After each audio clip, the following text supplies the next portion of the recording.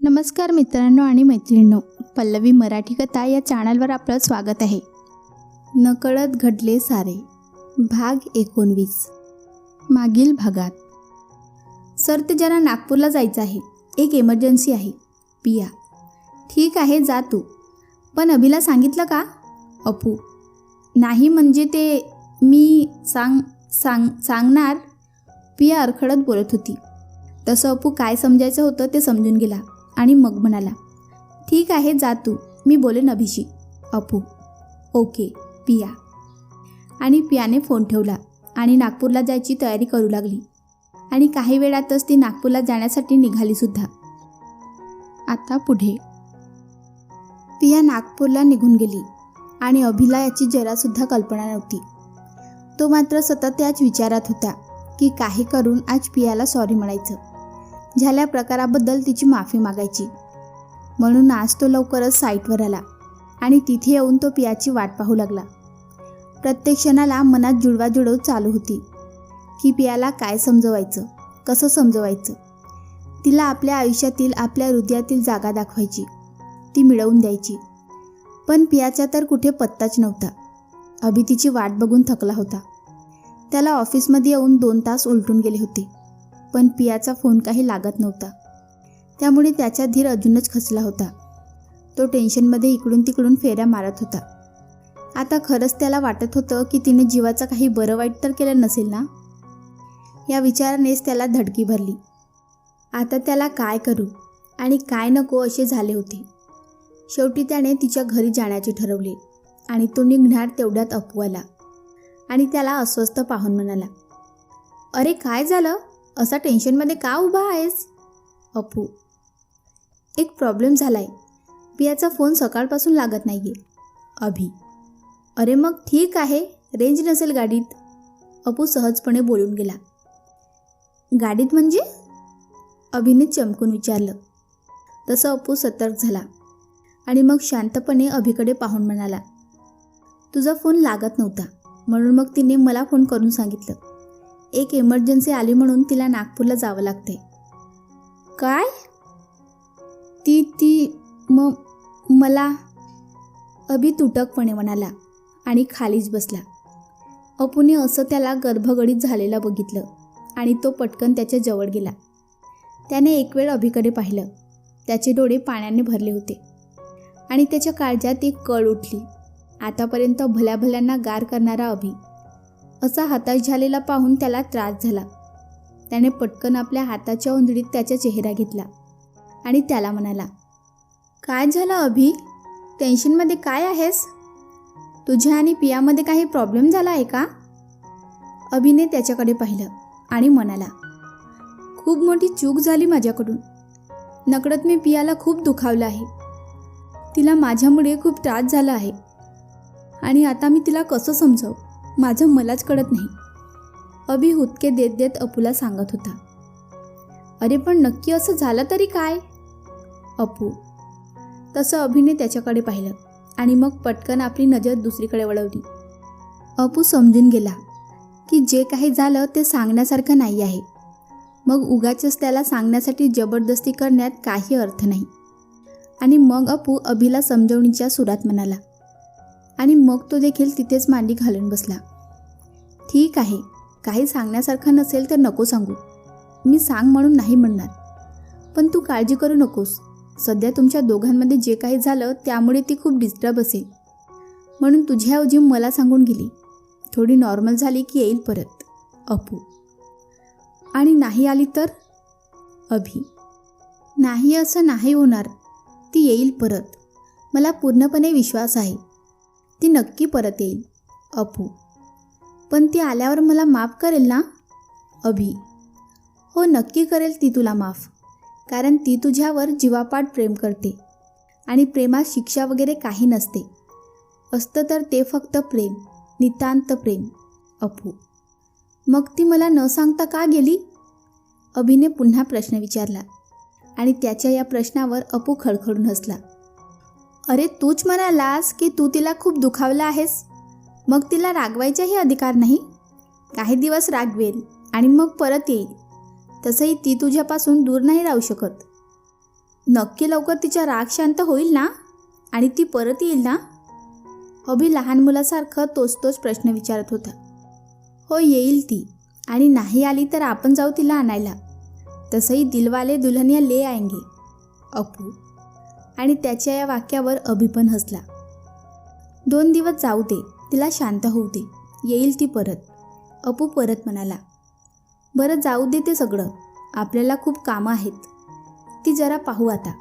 आणि तू आता कसलाही टेन्शन घेऊ नकोस, ठीक आहे? नंतर बघू सगळं. बरं चल, मी निघतो आता. असं म्हणून अपू आपल्या कामासाठी निघाला आणि ऑफिसच्या बाहेर येऊन आपल्या गाडीत बसला. आणि मग अपूने एक नंबर डायल केला. काही वेळ रिंग झाल्यावर फोन उचलला गेला आणि मग अपूने बोलायला सुरुवात केली. सगळं व्यवस्थित आहे ना? मी सांगितलेलं सगळं लक्षात आहे ना? फोनच्या पलीकडची व्यक्ती काहीतरी बोलली. त्यावर अपू परत म्हणाला, काही झालं तरी त्या दोघांना नजरेची आड करायचं नाही. त्यावर पुन्हा फोनच्या पलीकडची व्यक्ती काहीतरी म्हणाली, मला त्या दोघांच्या प्रत्येक क्षणाची माहिती पाहिजे, समजलं? अपू थोडं रागवत म्हणाला. आणि पलीकडची व्यक्ती पुन्हा काहीतरी म्हणाली. आणि मग अपूने फोन कट केला आणि पुन्हा एकदा फोनकडे बघत म्हणाला, नाव गेम अगेन स्टार्ट. आणि मग त्याने गाडी सुरू केली आणि ऑफिसच्या दिशेने निघाला.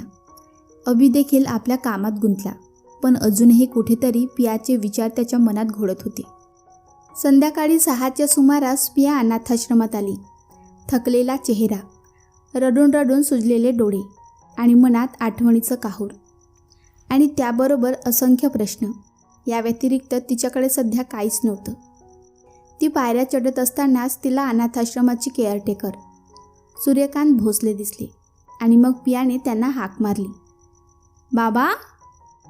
पिया बाळा, तू आता इथे कशी? सूर्यकांत भोसले पियाकडे येता येता म्हणाले. त्यांच्या प्रश्नाने पिया कावरीबावरी झाली. काय उत्तर द्यावे तिला समजत नव्हतं. पण धीर करून ती म्हणाली, काही नाही बाबा, तुमची, आईची आणि इथल्या सगळ्या मित्रांची खूप आठवण आली, म्हणून मग आले तुम्हा सगळ्यांना भेटायला. बरं केलंस बाळा, आलीस ते. तसंही आम्हालाही सगळ्यांची खूप आठवण येते. तुम्ही सगळे इथून दूर गेलात की आपलं नवीन आयुष्य घडवण्याच्या प्रयत्नात असता. पण या सगळ्यात तुमच्या आठवणीत आमच्या डोळ्यात सतत पाणी येतं. आणि तुम्ही सगळे असे भेटायला आलात की आमच्या आनंदाला उधाण येतं. आता देखील बोलताना त्यांच्या डोळ्यात पाणी आलं होतं. काय हो बाबा, हे काय? मी एवढ्या दुरून तुम्हाला भेटायला आले आणि तुम्ही रडून माझे स्वागत करणार का? पिया लढीवाळपणे म्हणाली. बरं बाबा, नाही रडत. बरं मला सांग, तुझा प्रवास कसा झाला? सूर्यकांत भोसले. बाबा, खूप थकले होते, पण तुम्हाला पाहिलं आणि फ्रेश झाले. बरं बाबा, ते सगळं जाऊ द्या. मला सांगा, आई कुठे आहे? पिया. वाजले किती? बाबा म्हणाले. आणि मग पियाने पटकन आपलं घड्याळ पाहिलं. आणि मग दोघांनी एकमेकांकडे पाहिलं. आणि मग बाबा म्हणाले, आता मला सांग, या वेळेला तुझी आई कुठे असते? किचनमध्ये. पिया. बरं बाबा, मी आलेच आईला भेटून. अरे हो, पण ही बॅग आधी रूममध्ये ठेवते. पिया स्वतःशीच बडबडत होती. तिला असं बडबडत असताना बाबांनी पाहिलं आणि हसले आणि म्हणाले, पिऊ, तुझी ही स्वतःशीच बडबड करायची सवय गेली नाही अजून? तसं पिया पण हसली. बरं, ती बॅग राहू दे, मी कोणाला तरी सांगेन रूममध्ये ठेवायला. तू जा आणि आईला भेट. बाबा. बरं, पिया म्हणाली आणि किचनच्या दिशेला गेली. आणि हळूहळू पावले टाकत आत गेली. तर आई म्हणजे उमा सूर्यकांत भोसले पियाकडे पाठ करून उभ्या होत्या. किचनमध्ये रात्रीच्या जेवणाची तयारी चालू होती आणि आई तिथे काम करणाऱ्या माणसांना त्यांची कामे समजावून सांगत होत्या. पियाने हळूच त्यांच्या मागे जाऊन त्यांच्या डोळ्यावर हात ठेवले आणि बाकी सगळ्यांना मूकपणे शांत राहायला सांगितलं. कोण आहे? कोण आहे? आई पियाचा हात चाचपडत म्हणाल्या. ताईसाहेब, तुम्हीच ओळखा कोण आहे ते. त्या काम करणाऱ्या बायकामधली एक बाई म्हणाली आणि बाकी सगळे हसत होते. तशी आई शांत झाली आणि अजून एकदा व्यवस्थित पियाचा हात चाचपडला आणि मग हळूच म्हणाल्या, पिऊ, माझी पिऊ आली. तसं पियाने त्यांच्या डोळ्यावरचे हात काढले आणि म्हणाली, म्हणाली काय कसली जोरात ओरडली, आई. आणि मग दोघींनी एकमेकींना कडकडून मिठी मारली. काही वेळाने मिठी मारून झाली आणि पिया म्हणाली, आई मला नेहमीच कसं बरोबर ओळखतेस? कारण तू माझं लाडकं पिल्लू आहेस ना. आई, पिया, तशी सगळीच माझी लाडकी आहेत, पण तू जास्त लाडकी आहेस. माझे शांत, हसरं, अभ्यासू आणि ऐकणारं बाळ आहेस ना तू. पण मला सांग, असं मध्येच कशी आलीस तू? आई. त्यांच्या या प्रश्नाने पियाच्या चेहऱ्यावरचे हसूच मावळलं, पण पटकन स्वतःला नॉर्मल करत म्हणाली, खूप आठवण येत होती तुम्हा सगळ्यांची, म्हणून आले. ती आपली नजर चुकवत म्हणाली. तिला असं गोंधळलेलं पाहून आईना थोडा संशय आला, पण त्यांनी तसं दाखवून दिलं नाही. आणि नंतर या विषयावर पियाशी बोलायचं असं ठरवून त्या तिला म्हणाल्या, बरं ठीक आहे, दमून आली आहेस ना, जा आराम कर, मी जेवण झालं की बोलवते. पियाने पण होकारार्थी मान हलवली आणि मग रूमकडे निघाली. इकडे आई म्हणजे उमाताई देखील काहीतरी ठरवून आपल्या कामाला लागल्या. पियाला इकडे येऊन 4 दिवस झाले होते. सगळ्यांसोबत हसत होती, खेळत होती, पण तिच्या वागण्या बोलण्यात काही रस राहिला नव्हता. नेहमी मनमोकळेपणाने हसणारी, भरभरून गप्पा मारणारी पिया कुठेतरी हरवली होती. आणि ही गोष्ट उमाताई आणि सूर्यकांतराव यांना प्रखरतेने जाणवत होती. आणि वेळ आली की तिच्याशी बोलायचं ठरवलं होतं. अनाथ आश्रमातील मुलाबरोबर वेळ घालवताना काही क्षणासाठी का होईना, पण अभिची आठवण तिला जाणवत नव्हती. पण एकांतात तर त्याची आठवण तिला शांत बसू देत नव्हती. सतत असं वाटत असे की पटकन त्याच्याकडे जावं, मागचं सगळं काही विसरून त्याला आपल्या मिठीत घ्यावं, काही करून त्याला पाहावं, भेटावं, असं तिला वाटत होतं. एकतर त्याला न सांगता ती इकडे निघून आली होती. गेल्या 4 दिवसात तिचं आणि त्याचं बोलणंसुद्धा झालं नव्हतं. दोघांनी अनेक वेळा फोन हातात घेऊन फोन न लावता तसेच ठेवले. बोलायची इच्छा तर खूप होती, पण हिंमत होत नव्हती. पण अभिने 2 पावलं पुढे जाऊन पियाला मेसेज केले होते, पण पियाने त्याचा काही रिप्लाय दिला नाही. त्यामुळे अभि अजूनच अस्वस्थ झाला होता. आणि इकडे पियाची अवस्था देखील काही वेगळी नव्हती. पिया एकटीच रूममध्ये बसून असे. बाहेर येऊन सगळ्यांसोबत मिळणे तिचे कमी झाले होते. आज देखील ती रूममध्ये बसून होती, शून्यात नजर लावून. तेवढ्यात तिच्या रूममध्ये उमाताई म्हणजे आई आल्या व त्यांनी पियाला आवाज दिला, पिया, पिया बाळ. पिया, पिया बाळ, काय झालं? तू अशी एकटी इथे का बसली आहेस? आई, काही नाही आई, सहजच. पिया, तू असं म्हणतेस, पण मला असं वाटत नाही. आई आपली शंका व्यक्त करत म्हणाली, नाही आई, असं काही नाही, खरंच. पिया, तू म्हणतेस तसं मला अजिबात वाटत नाही. आई, आई अगं, ते काही नाही, मला नक्की काय झालं आहे ते सांग. पिया पुढे काही बोलणार त्याआधीच आईने तिला अडवलं. आई. पियाच्या तोंडून एक खुदका बाहेर आला. तसं पटकन आई पुढे आल्या आणि तिला आपल्या कुशीत घेतलं. तशी पिया मात्र हमसून हमसून रडू लागली. खूप दिवसानंतर ती आपलं मन मोकळं करत होती, मनसोक्त रडत होती आणि आई देखील तिला रडू देत होत्या. खूप वेळ रडून झाल्यावर ती शांत झाली. तसं आईने तिला आपल्या कुशीतून बाहेर काढलं आणि तिला आपल्या समोर बसवलं आणि विचारलं, बरं आता सांग मला नक्की काय झालं आहे? तू इथे आलीस तेव्हाच मला संशय आला होता, पण मी काही बोलले नाही. पण आता मी शांत नाही बसणार, तुला मला सांगावंच लागेल. मला माझी स्ट्रॉंग मुलगी अशी मुळूमुळू रडत बसलेली अजिबात आवडत नाही. पण पिया मात्र अजूनही शांतपणे त्यांच्याकडे बघत होती. तसं आई परत म्हणाली, अगं सांग ना पटकन. तसं पियाने आपली नजर दुसरीकडे वळवली आणि तसंही ती सांगणार तरी काय? तिच्या अशा वागण्यावर आई काय ते समजून गेल्या. बरं तिथे काय झालं हे मला सांगायचं नाही तर नको सांगू, पण मी काही विचारते ते तर सांगशील? फक्त हो किंवा नाहीमध्ये उत्तर दे. आई. पिया तर आताही फक्त त्यांच्याकडे बघत होती. बरं मला सांग, तुला कोणी काही बोललं आहे का? किंवा कोणी तुझ्यासोबत वाईट वागलं का? आई. तसं पियाने चमकून त्यांच्याकडे बघितलं. तसं आई काय ते समजून गेल्या आणि तिचा हात हातात घेत म्हणाल्या, हे बघ बाळा, मला काही माहीत नाही कोण तुझ्यासोबत काय आणि कसं वागलं, पण आतापर्यंत तू कधीच कोणत्या चुकीच्या गोष्टीचं समर्थन केलं नाहीस. पण यावेळेस तू गप्प बसून इकडे आलीस याचा अर्थ त्या व्यक्तीची जागा तुझ्या आयुष्यात नक्कीच काही वेगळी आहे. आई. पियाने पुन्हा चमकून त्यांच्याकडे बघितलं. आता आई मात्र गालातल्या गालात हसल्या. हे बघ पिऊ, जर आपण एखाद्या व्यक्तीला आपण आपलं म्हणतो तर त्याच्या वागण्याचं एवढं दुःख वाटून घ्यायचं नाही.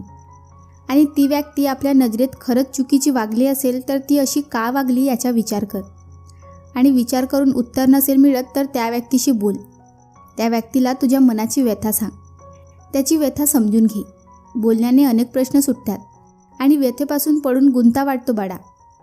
आता तू ठरव, गुंता वाढवायचं की सोडवायचं. बाकी तू समजदार आहेस, ठीक आहे. एवढं बोलून आई बाहेर निघून गेली.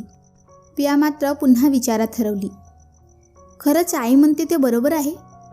मी विचार न करताच इथे निघून आले. मला सरांशी एकदा बोलायला हवं होतं. सर जर रियावर प्रेम करतात तर ते माझ्याशी असे का वागले? पण सर कधीच असे म्हणाले नाही की सर रियावर प्रेम करतात. मग रिया म्हणाली ते खरं की खोटं? आणि सर माझ्यासमोर जे रियाशी वागत होते त्याचं काय काय समजू मी? नाही पिया, बास. आई म्हणते ते बरोबर आहे. मला आधी सरांशी बोलायला हवं, मगच काय ते ठरवायला हवं. सरांना कॉल करते. असा विचार करून तिने फोन हातात घेतला आणि कॉल करणार तेवढ्यात पुन्हा ती थांबली आणि पुन्हा विचार करू लागली. नाही, कॉल करण्यापेक्षा प्रत्यक्षात बोलणं जास्त योग्य. उद्या परवाच परत जाणार आणि सरांशी बोलणार. पियाला नागपूरला येऊन 4 दिवस झाले होते आणि आईने समजवल्यामुळे ती लवकरच मुंबईला परत जाऊन अभिला भेटून त्याच्याशी बोलणार होती. आज रात्रीच्या गाडीने ती मुंबईला परत जाणार होती आणि आज तिची निघायची तयारी चालू होती. इतक्यात तिथे आई आल्या. पिया बाळ, काय चाललंय? आई. पियाने एक मोठा श्वास घेतला आणि म्हणाली, आई ते मी आज रात्रीच्या गाडीने मुंबईला परत जाणार आहे. पिया जरा चाचरत म्हणाली. मग आई मात्र गालातल्या गालात हसल्या आणि म्हणाल्या, शेवटी माझं म्हणणं मनावर घेतलंस ना? चांगला विचार आहे. तू आवर, मी बाहेर आहे. असं म्हणून आई रूमच्या बाहेर आल्या तर बाबा म्हणजे सूर्यकांत भोसले त्यांची वाट पाहत होते. काय झालं? काय म्हणाली ती? बाबा. आज रात्रीच्या गाडीने मुंबईला जायचं म्हणते ती. आई. चला म्हणजे गुंता सुटला म्हणायचं. बाबा. हो ना, पण तुम्हाला नक्की वाटतं का की आपली पिऊ कोणाच्या तरी प्रेमात आहे म्हणून? नाही म्हणजे मलाही तसंच वाटतं, पण नक्की हे कितपत खरं आहे माहीत नाही. आई. उमा, आपण या सगळ्या मुलांना जन्म दिला नाही, पण त्यांच्या खऱ्या आईवडिलांनी त्यांना जेवढं प्रेम दिलं असतं ना तेवढंच प्रेम आपण देखील देण्याचा प्रयत्न केला आहे. अगं, ही मुलं एवढी होती तेव्हापासून आपल्या जवळ आहेत. मग यांच्या लहान सहान गोष्टी आपल्याला नाही कळणार तर कोणाला कळणार? तुम्ही म्हणताय ते खरं असू दे. माझ्या पिऊच्या आयुष्यात खरंच कोणीतरी तिच्यावर जीवापाड प्रेम करणारं येऊ दे. Excuse me. आई आणि बाबा बोलत असताना एक आवाज त्यांच्या कानावर पडला आणि दोघांनी मागे वळून पाहिलं. काही वेळाने आई पुन्हा पियाजवळ गेल्या. पिऊ, झाली पॅकिंग? नाही आई, चालली आहे. पिया. बरं मला सांग, तू तिथे जाऊन काय बोलणार आहेस? आईने पटकन प्रश्न विचारला आणि पियाने गोंधळून त्यांच्याकडे बघितलं. आई, अगं असं काय विचारतेस? मी असं कसं तुला सांगू की मी तिथे जाऊन काय बोलणार आहे ते? आणि असं म्हणून पिया पुन्हा त्यांच्याकडे पाठ करून आपल्या कामात गुंतली. बरं मग काय बोलणार आहेस ते मला नको सांगू, यांना नक्की सांग. बरं मी जाते. असं म्हणून आई बाहेर निघून गेली. पिया अजूनही पाठ करून उभी होती आणि म्हणाली, आई आता कुणाला काय सांगू आणि मी तुला तरी. असं म्हणताने ती पटकन वळली आणि स्तब्धच झाली, कारण तिच्यासमोर अभि उभा होता आणि तिच्याकडे भरल्या डोळ्यांनी बघत होता. तशी ती पटकन वळली आणि परत त्यांच्याकडे पाठ करून उभी राहिली. तसं अभि पुन्हा कासावीस झाला. पिया. त्याने हळूच तिला आवाज दिला, पण पियाने मात्र काहीच प्रतिसाद दिला नाही. पिया, एकदा बघणारही नाहीस का माझ्याकडे? आपण एकमेकांचे बेस्ट फ्रेंड आहोत ना? मग मला माझी बाजू मांडायचाही हक्क नाही का? मान्य आहे मला की मी चुकलो. तुझ्याशी जे वागलं ते वागायला नको होतं, पण जे झालं ते मला देखील नाही कळलं. नकळत सगळं घडलं. तू तुझ्या ह्या मित्राला माफ नाही करणार का?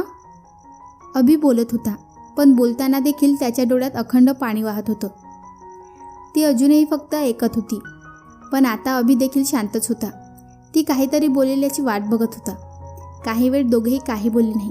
एकदम शांतता पसरली. तसं पियाने हळूच मागे वळून पाहिलं, पण आता तिच्या डोळ्यात पाणी जमा झालं होतं. ज्याच्या एका आवाजावर पूर्ण स्टाफ खाली मान घालून त्याच्यासमोर उभा राहत होता, ज्याच्या एका शब्दावर सगळं शहर थरथर कापत असे, तो तिच्यासमोर गुडघे जमिनीला टेकून कान पकडून नजर खाली ठेवून बसला होता. काही क्षणाकरिता तिचं हृदय पिळवटून निघालं आणि ती पटकन त्याच्या जवळ गेली आणि त्याच्या दंडाला धरून उठवलं. अभि देखील पटकन उभा राहिला. त्याने पियाकडे पाहिलं. पियाने देखील त्याच्याकडे पाहिलं आणि परत आपली नजर दुसरीकडे वळवली. बाहेर उमाताई आणि सूर्यकांतराव लपून बघत होते. त्यांना असं बघून सूर्यकांतराव म्हणाले, उमा, काय म्हणालो होतो मी? तुला आता तरी पटतंय ना? हो, बरोबर बोलताय तुम्ही. खरोखर दोघांचं एकमेकांवर खूप प्रेम आहे. पण आता पुढे काय? आपली पिऊ ऐकेल ना? उमाताई आणि सूर्यकांतराव हळूहळू एकमेकांशी बोलत होते. ऐकेल, नक्की ऐकेल. शेवटी तीही गुंतली आहे त्या मुलामध्ये. सूर्यकांतराव: हो, ते तर आहे. पण हा मुलगा आहे तरी कोण? उमाताई: ते आता महत्त्वाचं नाही. वेळ आली की कळेल आपल्याला. ते जाऊ दे, तू ऐक. ते दोघं काय बोलतायत ते. सूर्यकांतराव: आणि पुन्हा दोघं पिया आणि अभिचं बोलणं शांतपणे ऐकू लागले. काही वेळ दोघांपैकी कोणीच काही बोललं नाही. शेवटी पियाने शांतता तोडली आणि मग ती म्हणाली, सर, तुम्ही इथे का आलात? पिया, मी म्हणालो ना, मी चुकलो. मी मनापासून तुझी माफी मागत आहे. आणि आज नाही, गेले 4 दिवस तुझी माफी मागण्यासाठी तुला फोन करत होतो. मेसेज पण केले, पण तू काहीच रिप्लाय दिला नाही. मी खूप घाबरलो होतो. आयुष्यात खूप काही गमावलं. जर आपलं म्हणण्यासारखं कोणी आयुष्यात आहे तर तो अपू आणि निशा. आणि त्यांच्यानंतर जर कोणी फक्त आणि फक्त माझं आहे तर ती तू आहेस. आणि गेल्या 4 दिवसात असं वाटलं की मी तुला गमावले. माझा श्वास अडकला. गेले 4 दिवस घुडमटत जगलो. पण बास, आता मरण आले तरी चालेल, पण तुला भेटून तुला मनातलं सांगून मरायचं असं ठरवलं. म्हणून इथे आलो. आणि अभि अजून काही बोलणार त्याआधी त्याच्या तोंडावर पियाने हात ठेवला आणि हळूच म्हणाली, सर, असं नका म्हणू. मलाही तिथे माझ्या म्हणण्यासारखं कोणी नाही आहे तुमच्याशिवाय. मग तू मला हवी ती शिक्षा दे, पण माझ्याशी असा अबोला धरू नकोस. अभि. पिया अजूनही शांतच होती. तसं अभि पुन्हा म्हणाला, बोल ना, काय शिक्षा देणार आहेस मला? मी देईन ती शिक्षा तुम्हाला मान्य असेल? पिया: हो, तू देशील ती. शपथ घेऊन सांगतो. अभि गळ्याला हात लावत म्हणाला, ठीक आहे, मग वेळ आली की सांगेन. पिया: बरं, मग तू मुंबईला येतेस ना? अभि. आता मात्र पियाला अभिची मजा घेऊशी वाटली आणि म्हणून ती म्हणाली, मी आणि मुंबईला? नाही, मी इतक्यात मुंबईला नाही येणार. पिया: पण का? अभि थोडं मोठ्याने ओरडला. आणि इकडे बाहेर अजूनही सूर्यकांतराव आणि उमाताई त्यांचं बोलणं ऐकत होते. पियाचं बोलणं ऐकून त्यांना आश्चर्य वाटलं आणि दोघांनी पण डोक्याला हात लावला. पाहिलं कार्टी काय म्हणते? सकाळपासून तर हिची मुंबईला जायची घाई चालू होती आणि आता ह्या मुलासमोर म्हणते इतक्यात नाही म्हणून. थांबा, बघतेच हिला. उमाताई म्हणाल्या आणि रूमच्या दिशेला निघाल्या. तसं त्यांना सूर्यकांतरावांनी अडवलं. अगं थांब, असं मध्येच कुठे चालली आहेस? आधी त्यांचं बोलणं तर ऐकून घे. ते काही नाही, ही ऐकली तर ठीक, नाहीतर हिला बदलून काढते. उमाताई असं म्हणाल्या आणि सरळ पियाच्या रूमकडे निघाल्या. मागून सूर्यकांतराव आवाज देत होते, पण ऐकायला उमाताई होत्या कुठे? त्या सरळ पियाच्या रूममध्ये आल्या. पिया, आवरलं का सगळं तुझं? सगळं सामान नीट भरलंस ना? व्यवस्थित बघून घे, काही राहायला नको. आणि आवर पटपट. रात्री मुंबईला जाणारी गाडी आहे ना तुझी? उमाताई भरभर बोलत होत्या आणि अभि आणि पिया ऐकत होते. मग त्यांचं बोलणं झालं आणि अभिने चमकून पियाकडे पाहिलं तर पिया ओशाळून अभिकडे बघत होती. चल चल, आवर पटकन, उमाताई म्हणाल्या आणि रूमच्या बाहेर आल्या. बाहेर आल्यावर मात्र सूर्यकांतराव बाहेरच उभे होते. दोघांनी एकमेकांकडे पाहिलं आणि हसून एकमेकांना टाळी दिली. बघा कशी जिरवली तुमच्या लेकीची. उमाताई. सूर्यकांतरावांनी फक्त मान हलवली आणि पुन्हा दोघे हसायला लागले. अभि पुन्हा पिया जवळ आला. पिया अजूनही त्याच्याकडे बघत नव्हती. त्याने हळूच तिचा कान पकडला आणि म्हणाला, तुलाही माझी मजा घ्यायला आवडतं ना? अभि. सॉरी सर, सोडा ना, दुखतंय. पुन्हा असं नाही करणार, पिया कळवळून त्याला सांगत होती. ओके सोडतो. आणि अभिने पियाचा कान सोडला आणि तिला स्वतःसमोर उभे केलं आणि म्हणाला, हे बघ पिया, यापुढे आपल्या दोघांमध्ये कितीही मोठं भांडण होते किंवा काहीही झालं तरी ते आपण दोघं आपसात मिटवायचं. आपल्या दोघांमध्ये कोण्या तिसऱ्याला एंट्री नाही. आणि तुला माझा कितीही राग आला तर माझ्याशी भांड, मला ओरड, हवं तर मला मार, पण अशी दूर जाऊ नकोस. अभि, सॉरी सर, मी असं पुन्हा नाही करणार. पिया. आणि मग दोघांनी एकमेकांच्या डोक्याला डोकं लावलं आणि डोळे मिटून एकमेकांचा सहवास अनुभवत होते. काही वेळाने दोघं भानावर आले आणि मग अभि पियाला म्हणाला, मग निघायचं? पियाने न समजून विचारलं. बरं तू आवर, मी बाहेर थांबतो. अभि, जर आत्ता निघायचं? पिया. हो. अभि, ठीक आहे. पिया. आणि पिया आवरायला गेली आणि अभि बाहेर येऊन आईबाबाशी बोलायला लागला. झालं बोलणं पियाशी? सूर्यकांतराव. हो, आता आम्ही मुंबईला निघतोय. अभि, बरं पण मी काय म्हणते, तुम्ही सांगितलं नाही की तुम्ही इथे का आला होतात? उमाताईने जाणून बुजून हा प्रश्न विचारला. तसं अभि जरा गोंधळला आणि म्हणाला, इथे काम होतं माझं म्हणून आलो होतो आणि पियाही इकडेच होती म्हणून मग म्हटलं तिला भेटावं. बरं केलं आलात ते. उमाताई. काही वेळात पिया देखील आवरून तयार झाली. तसं सूर्यकांतराव म्हणाले, झाली तयारी पिऊ? हो बाबा, निघते आता. पिया. अगं असं कसं निघालीस? जेवण तयार होईल काही वेळात, जेवून जा. उमाताई. अगं आई, पण आता? पिया.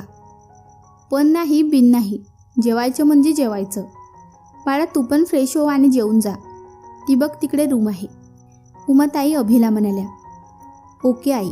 अभि. आणि अभि त्याने दाखवलेल्या रूमकडे गेला आणि अभि गेला तसे सूर्यकांतराव आणि उमाताई पियाकडे वळले. अहो ऐकलात का? कोणीतरी रात्रीच्या गाडीने जाणार होते पण आता. उमाताई नाटकीय आवाजात म्हणाल्या. काय आता? सूर्यकांतराव देखील नाटक करत म्हणाले. काय हे आई बाबा, आता तुम्ही सुद्धा माझी मस्करी करणार का? पिया लाजून म्हणाली.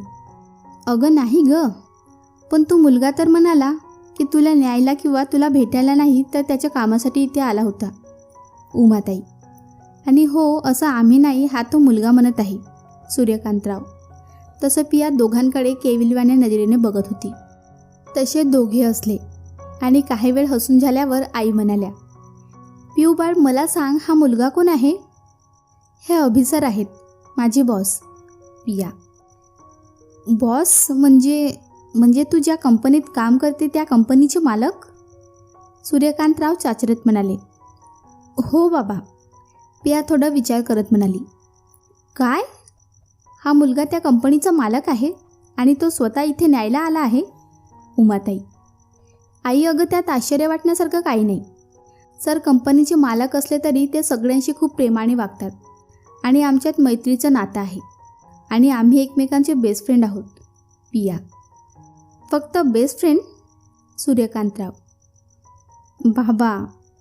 पिया पुन्हा लाजून म्हणाली. अगं पिऊ बाळा, मी त्यांना जेवायला सांगितलं आहे, त्यांना आवडेल ना आपल्याकडे जेवायला? उमाताई विचार करत म्हणाल्या. अगं आई तू काळजी करू नकोस, मी सांगितलं ना, सर खूप साधे आहेत, त्यांना साधी मुगाची खिचडी दिली ना तरी ते खूप आवडीने खातात. पिया. तशी उमाताई आणि सूर्यकांतराव समाधानाने हसले. तेवढ्यात तिथे अभि आला. मी काय म्हणतो बाबा, तिकडे काय आहे? अभि एका दिशेकडे हात करत म्हणाला. तिकडे ना शाळा बांधायचं काम सुरू आहे. सूर्यकांतराव माहिती पुरवत म्हणाले. मग काम अर्धवट का आहे? अभि. काही नाही साहेब, ते काय आहे, मीच हे काम हळूहळू ठेवलं आहे.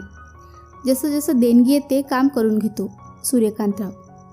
बरं. अभि जरा विचार करत म्हणाला. आणि हो बाबा, मला साहेब वगैरे म्हणू नका, तुमच्या मुलासारखं आहे ना, मग मला अभि म्हणत जा. ठीक आहे. बाबा थोडं हसून म्हणाले.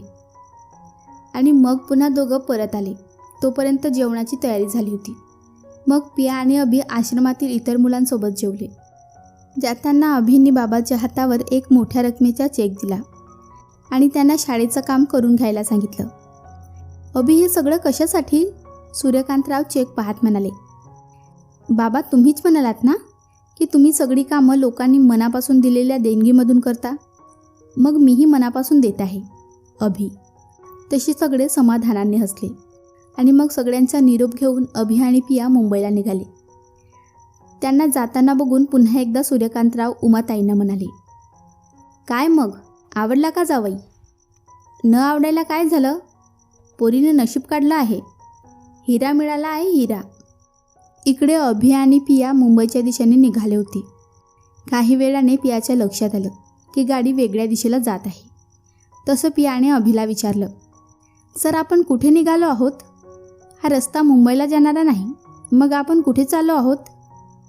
बरोबर आहे, हा रस्ता मुंबईला जाणारा नाही, कारण आपण गाडीने मुंबईला जाणार नाही आहोत.